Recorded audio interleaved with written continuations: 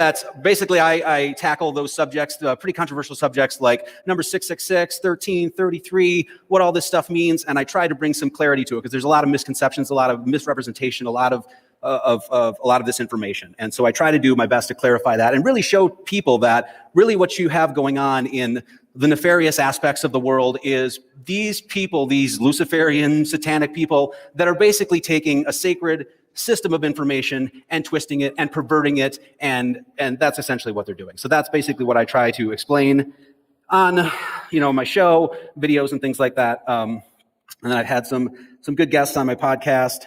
Crow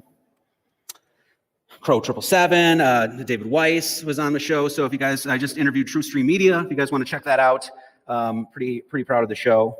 And my website and on my YouTube channel, I cover a host of different topics. I mean, just a bunch of different stuff. I did a midnight mass, which I'll be doing another this year. I do basically what I do is the main focus really is decoding the Bible mathematically. And though we're not going to get into gematria a little bit here, I'm going to take a sort of a different route today.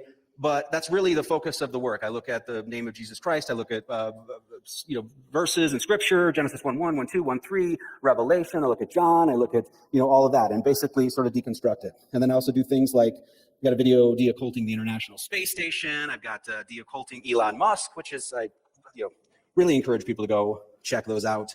So, and basically the work, and I'm just going to cover this really quick, just to give, if you don't know who I am or what it is I do, kind of a little brief overview of the focus of the work that I do is, what you see on the screen right there is it's a cipher, and it's a cryptogram or a cipher. And what it is the English alphabet, as you can see there.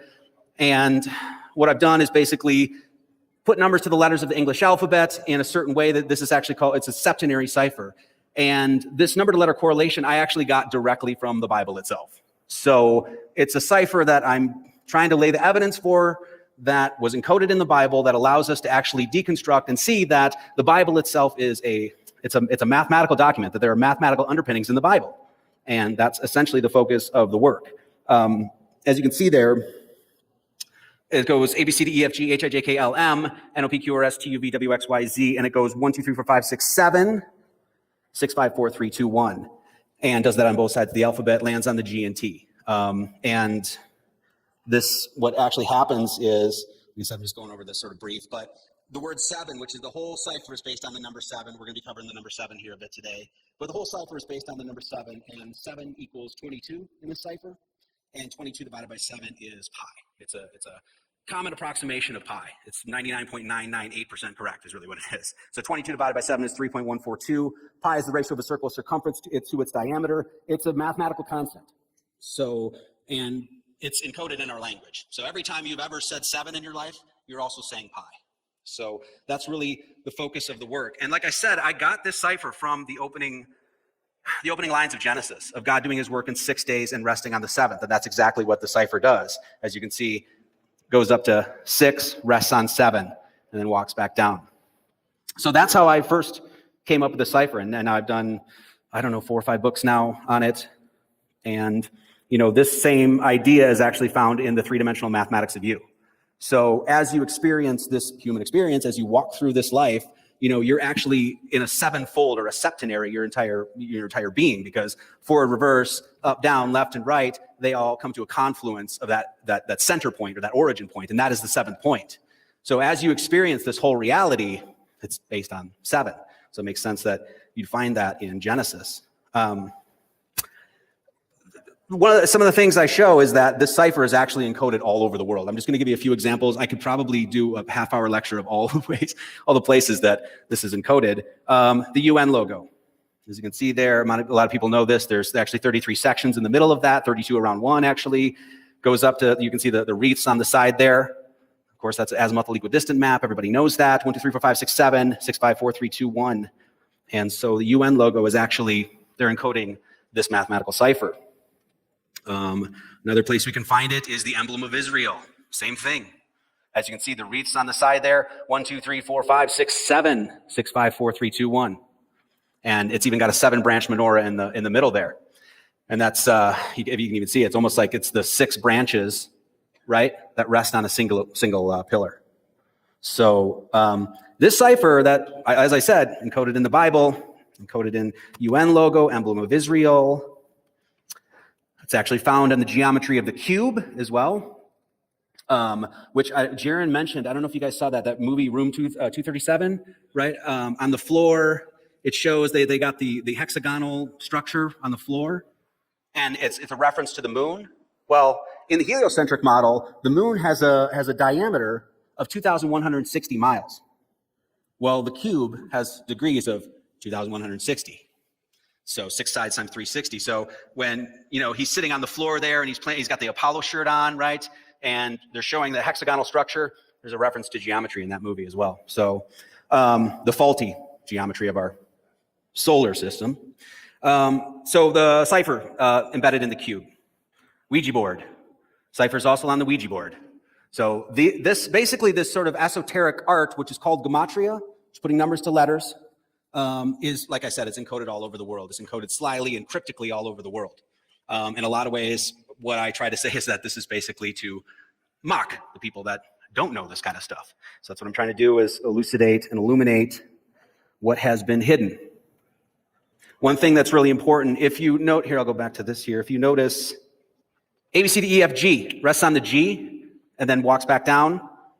N, O, P, Q, R, S, T rests on the T, walks back down. So 7 and 7, which, remember, 7 encodes pi, encodes the ratio, the mathematical universal constant of pi is encoded in the number 7. And you find that 7 resting on the G and T. Well, that gives you 2 pi's in the alphabet. Well, this is pi and tau, which are 2 mathematical constants that are used in trigonometry all the time. And pi is 3.142, 3.141, and tau is actually 2 pi, 6.28. And literally the symbol, the Greek, a letter for tau is the T. And as I said, the cipher, boom. So like I said, I'm going to cover some other stuff here. We're not even really going to be covering gematria, but I wanted to give a little example of what it is I do. There's a ton of stuff encoded in this. Squaring numbers, triangular numbers, pi, tau, squaring the circle. You could go at 12 around 1. There's just so much stuff is encoded in this cipher, and like I said, got it from the Bible. So that's the gematria in a nutshell. Just wanted to lay that in your lap. Hopefully intrigue you to go check out some of the videos. I've done a lot. So so the reason I'm saying I'm getting married, not just to get your applause or anything like that, but I'm here to say that you can fall in love and be on the flat earth. So, but when I met Jennifer, we were speaking. She actually lived in Hawaii and I lived in Oregon, and we were speaking on MySpace or Facebook or my book or face, whatever it's called. And we were in the chat, and I told her, she was a globalist at the time, globe head at the time. And I told her in the chat before she came over and, we hung out for a month and really fell in love. I told her, I was like, well, what would you think if I told you I was a flat earther? And she just kind of laughed and she didn't take me seriously. Then she flew from Hawaii to Oregon and met me. And then she realized I was serious. And she was like, oh, you're actually a flat earther. So, but don't worry, it didn't take me long to get her into the cult, if you will, because luckily for me, she still has at least 2 brain cells that she can rub together furiously and create some freaking fiction. Anyway. So all I had to do was show her a few things like this, like, hey, baby, isn't it interesting that the World Trade Center, 60 people died building the World Trade Center. 60 people died building the World Trade Center. You know how many people died building the ISS? That's a big fat 0. 0. So I just said certain things like that to her, and she's like, yeah, that doesn't make a lick of sense at all. That's just ridiculous. So supposedly they put this whole International Space Station together in space, right? And going at, 10 times the speed of a bullet and 20 times the speed of sound? And no one died? Somebody look up right now, how many people died building the Golden Gate Bridge? I don't even know. Somebody look it up. You guys got phones on you, right? Shoot that off to me. Be interesting. So I also showed her some things like this, like, hey, baby, do you remember that 5-part documentary series about the building of the International Space Station? She's like, I think it was by Nat Geo, and it was a whole IMAX. You remember the IMAX? You ever sit, you go to an IMAX, it's like 3D and all that. And you sit in the chairs and you look back at the canopy or the firmament, and there's all this. It's almost like they took that from Mother Earth or something. But anyway, I asked her, I was like, hey, have you ever seen that making of the International Space Station? And she's like, well, no, I haven't. It's because, yeah, that doesn't exist. Isn't it interesting? You can go to Netflix right now and you can see 50 documentaries about the horrors of Adolf Hitler, right? Look for one about the making of the International Space Station. One of the greatest engineering feats of all time. Forget the Great Pyramid of Giza. They built this thing going 17,500 miles an hour, and we have scant proof of it, of them building it. This is amazing. I think that documentary series was put together by the Weinstein brothers. So, yeah, so 11, right? Wow. Really interesting. Yeah. So, and I don't know about you silly flat earthers, but I still believe in black holes.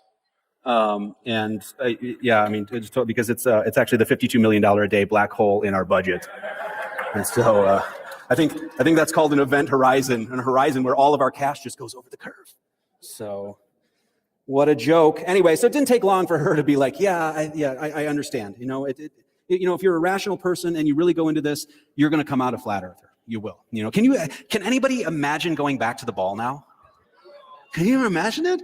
It's the most insane thing. I can't believe I even believed it as long as I did, but okay. How long do I got?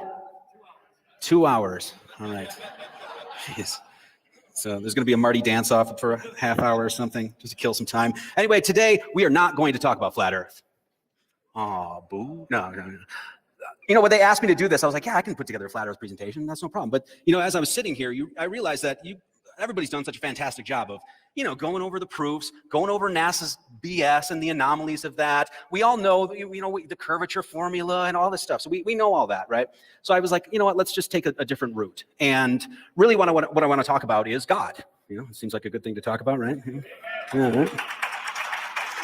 What does flat Earth ultimately mean? What does it mean? It means this thing was designed. Top to bottom, bottom to top, the whole thing is designed. And that's what we're going to show today, is that you can prove, we're not throwing flat Earth out the window, we're not talking about flat Earth anymore, right? You can prove verifiably that this thing was created, that you were designed, and you can do it just by looking at the human body. And that's what we're going to do today. Basically, what we're going to do is we're going to say, hey, all that stuff that God put up there in the firmament and the canopy up there can be found right on here. Okay? And really what we're going to do is show that the human being is a perfectly proportioned, perfectly ratioed, temple to house the Holy Spirit, to move through this dimension that we call the human existence in Earth. And what we're going to do is do that, and we're going to do it with numbers. Very simply, not going to be throwing any trigonometry at you today or anything like that. So, and there's no getting around it. There's no getting around that this thing was designed. It's not like just out of, some laws of physics thrown together and smashed together, you're going to get a flat plane and a dome and two lights that are really, there's just no way. You have to say it's designed. There's no way of getting around it. That's why, in my opinion, flat Earth is so powerful in that way. You could actually, and they do, the modern physicists and scientists and all that sort of stuff, they make the case that, yes, this thing was just thrown together and it's just smashed together in particles, and, you're just this sort of like lumbering biological robot that has consciousness because of friggin' whatever, But, you can say that maybe for the ball model.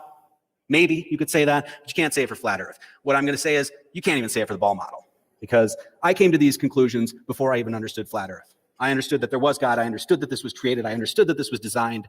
And I'm going to show you one of the ways how I came to that conclusion. Creator, creation, and creativity. I always love it when people say, I think creation was just an accident. Well, you can't use the word creation then, because create means there was a creator. So anytime somebody talks about the creation, you're talking about God. That's just how it is, right? And so what we're going to see is, yes, there is a creator. This is created, and we can understand it very simply through, integers, that we just need to use our creativity a little bit. That's all we need to do. And we're going to see that that's exactly what God did when he made this place. And what we're going to show is that just as the Bible says, Genesis 1:27, just as the Bible says, you are made in the image of God. So God created man in his own image. In the image of God created he him, male and female created he them. So you are an image of God. Not according to Marty, Leeds, according to this old book, right? So that means you should be able to look at yourself, look at the image that God created and say, oh yes, I can prove that. I can look at myself and say, yes, I am an image of God, just as it says. And that's what we're going to hope to do today. What ultimately is the human being? The human being is a theophany. And what a theophany means, it's a visible manifestation to humankind of God or a God. You are symbolic of the attributes in which God used to manifest this plane of existence. You are the amalgamated principles in which God used to create everything up there and everything down here. And you are perfectly proportioned in numerous ways to prove this. You are a visible manifestation to God to humankind of God or a God. You're a symbol of the living Spirit of God, if you will. And that's what's said when God made man in his own image. And this verse, it's Ephesians 4:2 to 4:7. I think this just sums up this notion of God and really just the infinitude and just this, really the beauty and the oneness of God. And it says, with all lowliness and meekness, with long suffering, forbearing one another in love, endeavoring to keep the unity of the Spirit in the bond of peace. There is one body and one Spirit, even as you are called, in one hope of your calling, one Lord, one faith, one baptism, one God, and Father of all, who is above all, and through all, and in you all. So where's God? And then the next verse is, but unto every one of us is given grace according to the measure, the gift of Christ. One God and Father of all. And where is God? He's above the creation, he's through the creation, and he's in you. Not according to Marty Leeds, according to Ephesians. So we're gonna prove that today. And we're gonna do that by looking up in the heavens. Now, the first question is, you have these questions like, what are the stars? Like, you get this from heliocentrists all the time. Oh, was the moon flat too, bro? Right? I don't know. I don't know. It's like, what are the stars? What's the moon? What's the sun? What's the blackness of space? What are the planets? I don't know. I ain't got a clue. Never been to the stars. Never been to the moon. No one's ever been to the moon. Never going to touch the sun. Too damn hot. Moon's probably too cold. What are the planets? I don't know.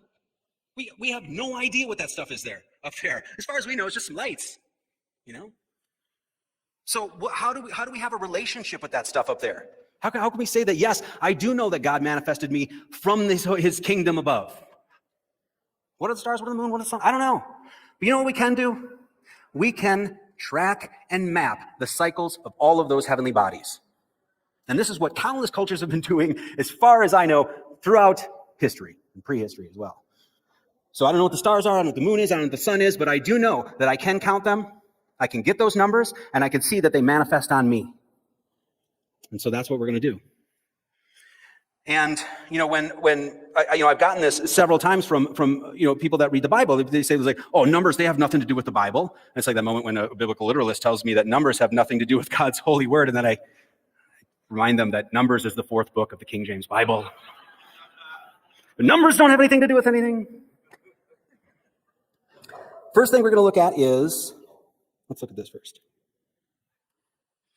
Let's look at, when you look at the world in which we've been given, we have like Roman gods in the sky, and then the days of the week, they're named by like Norse gods and things like that, right? And then you actually look at the terminology that we use for time, and it's actually all based on Egyptian gods. There's like no question about it. Hours comes from the sun god Horus. Minutes actually comes from the god of fecundity and fertility, Min. And then when the sun sets, that's based on the Egyptian god Set. And Horus rises, Horus is the sun, and then of course his antithesis is Set. Set brings him down and makes him the sun set, So this stuff has, this has lasted for thousands of years, and it somehow is manifested into our own language. So, and this is, when they say, let me make sure. When people say, oh, he's like the Egyptians, it's, paganism or something like that. You have to remember Acts 7:22. Acts 7:22, 22 divided by 7 is pi, by the way. Acts 7:22. It says, Moses was learned in all the wisdom of the Egyptians and was wise and was mighty in words and deeds. Excuse me. So Moses was learned in all the wisdom of the Egyptians. So when Moses, before he had that great Sinaitic revelation directly from God, he learned his stuff from Egypt.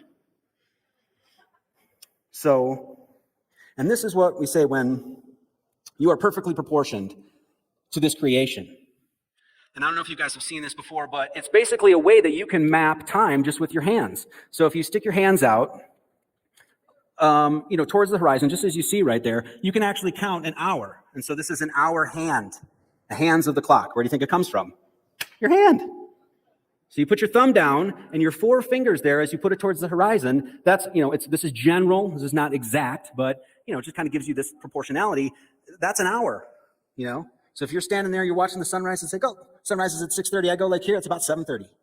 8:30, 9:30, 10:30, 11:30, 12. And as you can see, your fingers are actually 15-minute segments, right? So that's an hour hand. Now look at and we're going to look at the phalanges of the hands and everything like that, but now just look at those 4 fingers.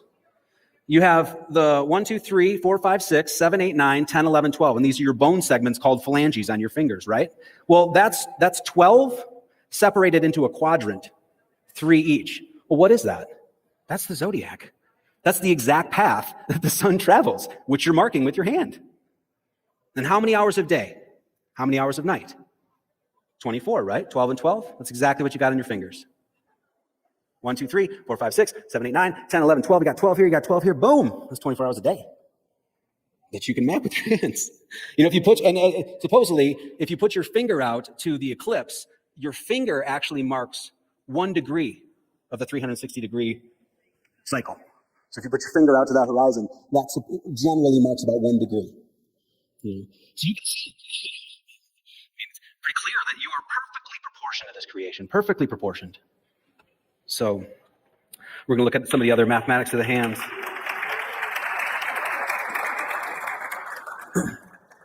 Thank you. Don't tell the globalists. I want them to know, right? You know, these are the kind of things that I wish I was taught when I was a kid.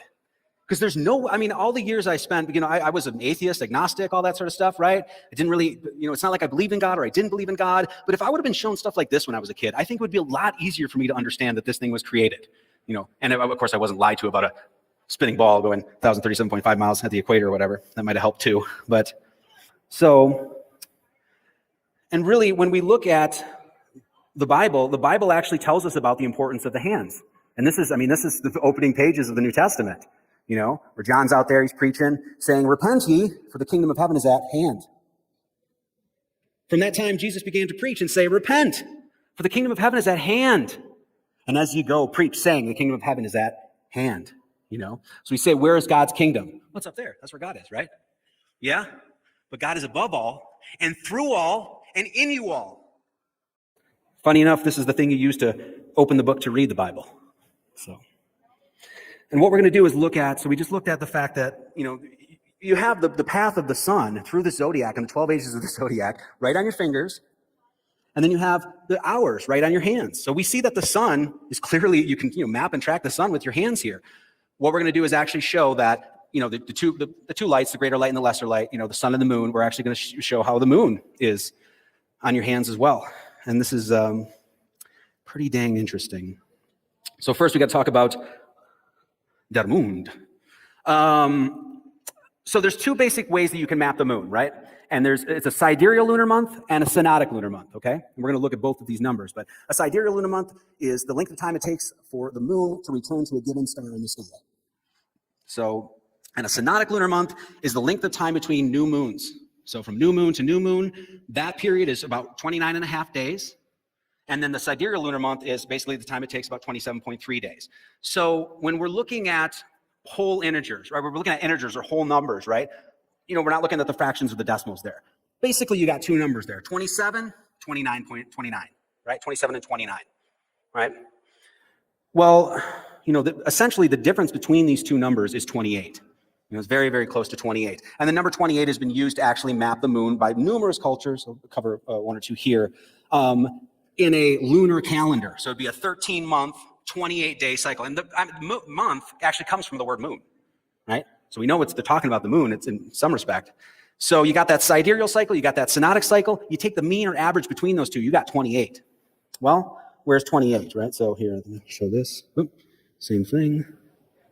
28 is right on your hands, okay? So we just looked at the phalanges of your hands. You got 1, 2, 3, 4, 5, 6, 7, 8, 9, 10, 11, 12, 13, and 14, right? You got 14 right here. Well, what's 14 plus 14? It's 28. So the path that the moon takes, 28-day cycle, is right on your hands. And what's interesting is that cycle, as it goes through the waxing and waning and gibbous and, what's the crescent, right? There's a point where the moon actually halves itself. Everybody's seen it, right? The moon essentially it basically creates pi on the moon, right? Well, in that cycle, that would be the 14th day. So as the moon halves itself, you got 14 here, and you got 14 here. And that's exactly what your hands have, right? So, but it's not just your hands. God also put it on your feet. So if we look here, 28 phalanges on your hands. You got 14 here and you got 14 here, right? 1, 2, and then 12. So you got 14 and 14. Same thing on your feet. Your big toe has 2 phalanges, and your little piggies there, they each got 3. So that makes 28 down here and 28 up here. Okay? So that is a mathematical template that has been given to you for you to really study yourself and realize that you are an image of God. You know? You see, that's like, oh, that lunar cycle is up here and down there. Pretty magical. Now, 28 is actually the 7th triangular number. Now, what does that mean, right? It means that if you add 1, 2, 3, 4, 5, 6, 7 together, you get 28, right? How many days did it take God to build creation? 6, and rested on what? 7. 6 and rested on 7. That's exactly what you are. So God took 6 days and rested on the 7th to create all of creation, and then he said, hey, you're also an image of me. And when you experience this creation, you go 1, 2, 3, 4, 5, 6, and you rest on the 7th point. You add through those, and you get the mathematical template right here and down there. So, and this is not, for those people out there, there's like, this is not numerology. This is just adding 1 through 7. This is basic mathematics that really children can learn to do, you know. So yes, adding 1 through 7 equals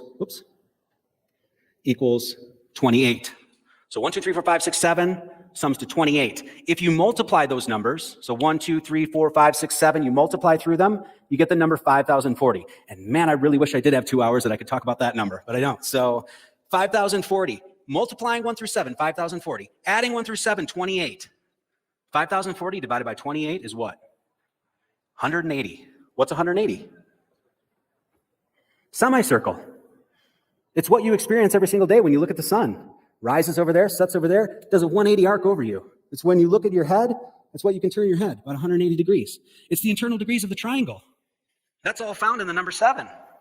And then you wonder why God did his work in 6 days and rested on that 7th. You know, these are mathematical constants that are given to you right on your hands and toes, you know, hands and feet. You, not only does 7 become this sort of principal number within creation, not only all of creation, but your creation as well. Look at all the ways that we experience 7 in our world, right? 7 colors of the rainbow. We just went through the 3-dimensional mathematics of U is 7, right? You got 7 neck bones here, right? You've got 7 stars in the Big Dipper, right? You got 7 notes of the major scale. I mean, we could go on and on and on. The number of places you find 7 in our world, right? We're also going to see that this number 7 and the number 28 is actually what brings you into this world.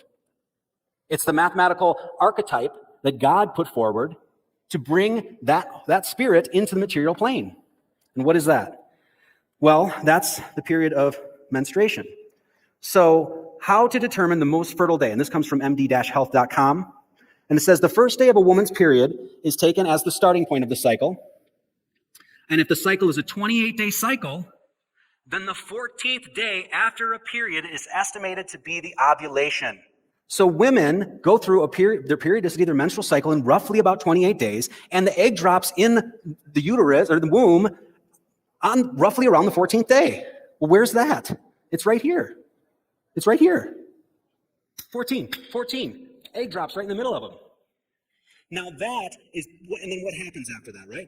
Woman gets pregnant, they go through a 9-month cycle, right? So that is, and then, you know, roughly, of course, these are all, you know, when we talk about mathematical archetypes, we're talking about rough geometric templates that God has put forward that literally human beings move through. So does everybody born on, it's 9 months, right, that of human gestation, 30 days each. Is everybody born on the 270th day? No, of course not, right?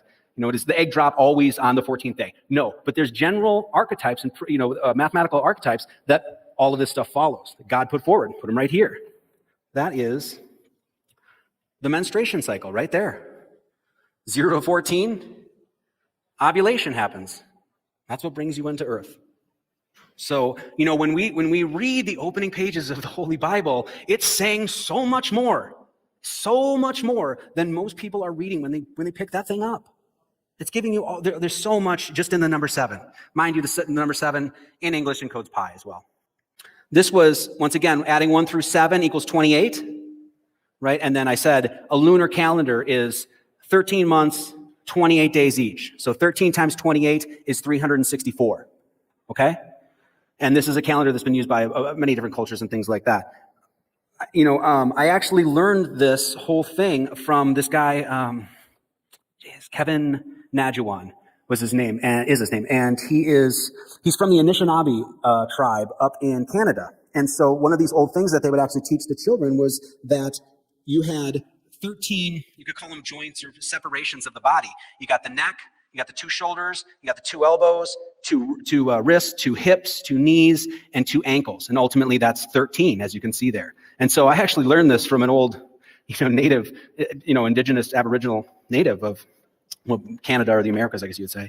So when you look at, you got 28 up here, and you got 28 down there, and you got 13 divisions separating between the 28 and 28 down there. 13 times 20. Your body's a calendar.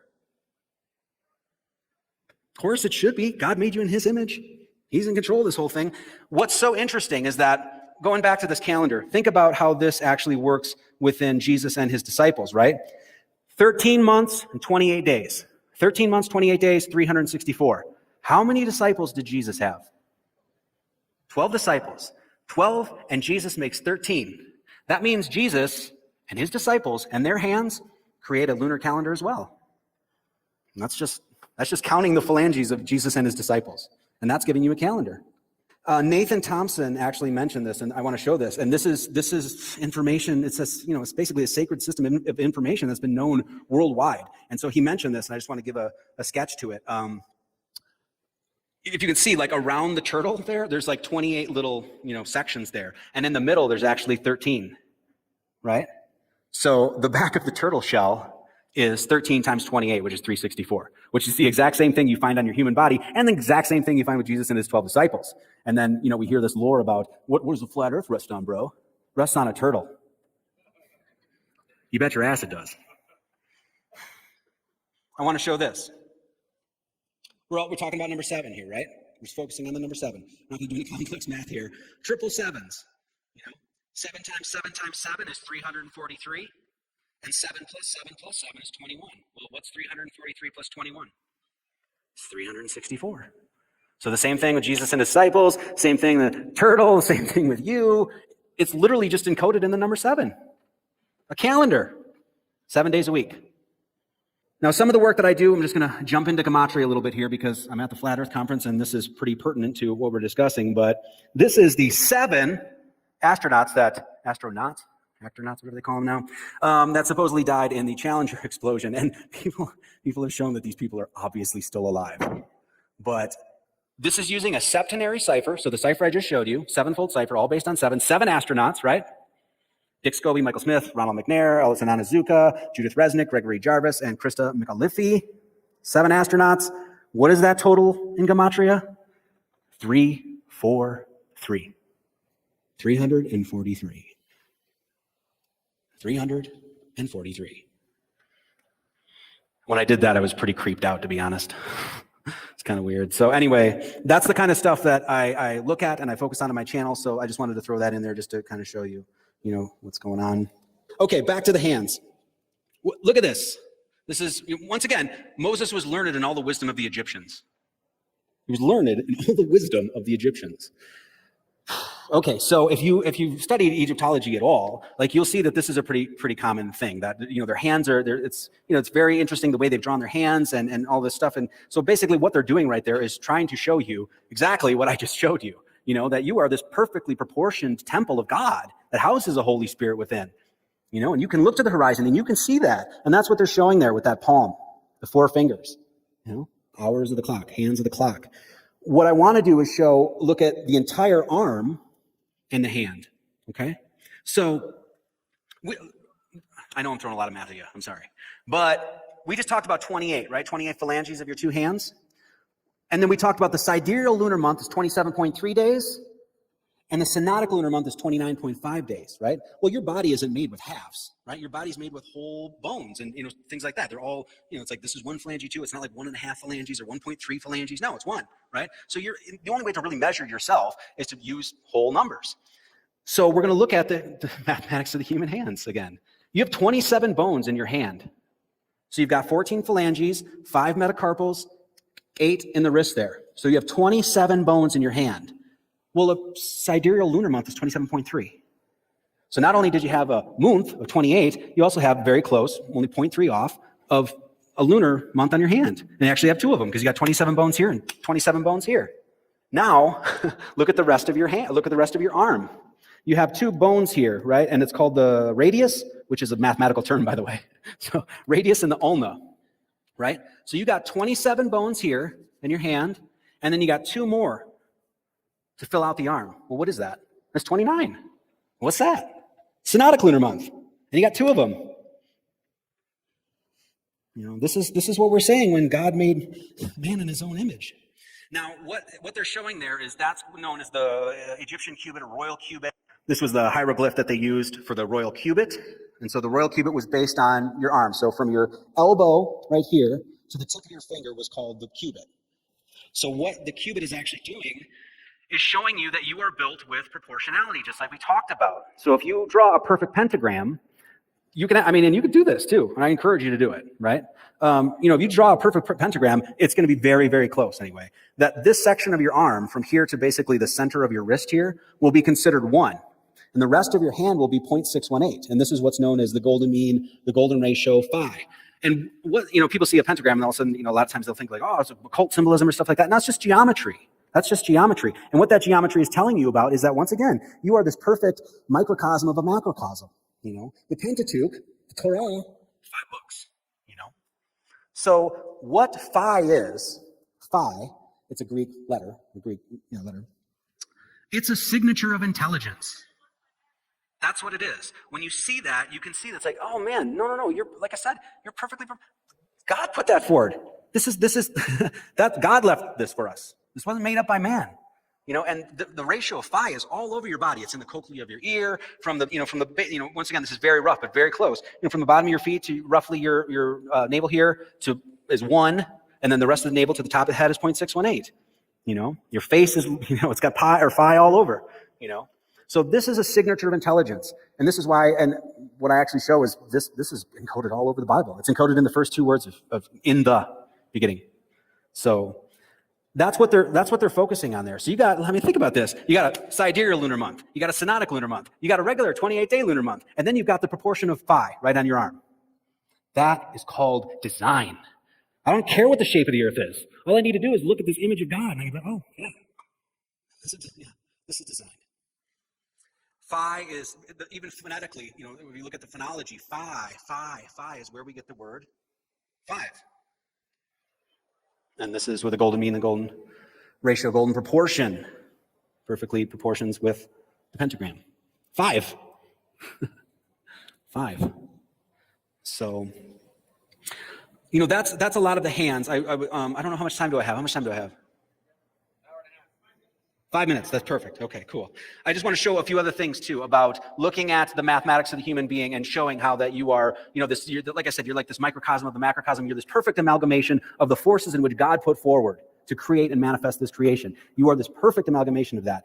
You have 12 hours a day, 12 hours a night. We talked about this, right? You got 12 phalanges here, 12 phalanges here. You know how many ribs you have? 12 here and 12 here.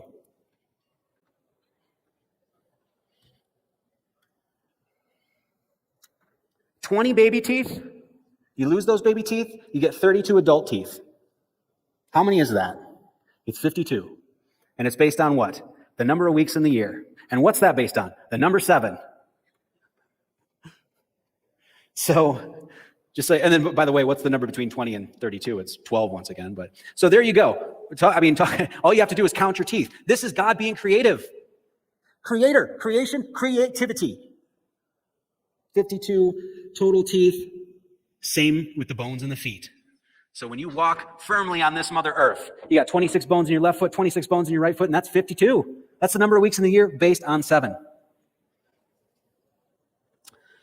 And last one I want to look at here, and then I will let you all go. Your skull. Once again, we're going back to the number 7 here. You have 14 bones in your skull. This is your skull minus your mandible, right? So when you just look at the head, you have 14 facial bones and 8 bones that make up the cap. So 14 here and 8 here, which means you have a total of 22 bones, right? Well, you also have 2 eyes, 2 ears, 2 nostrils, and 1 mouth. 2 eyes, 2 ears, 2 nostrils, and 1 mouth. That means you have 22 bones giving you 7 orifices. 22 bones giving you 7 orifices. What is that? That'd be pi, folks. That would be pi. The big kahuna upstairs is pretty clever, isn't he? Guy in the sky is pretty dang clever. You know, so you've been walking around with pi in your head your whole life. So I'm going to leave it at that.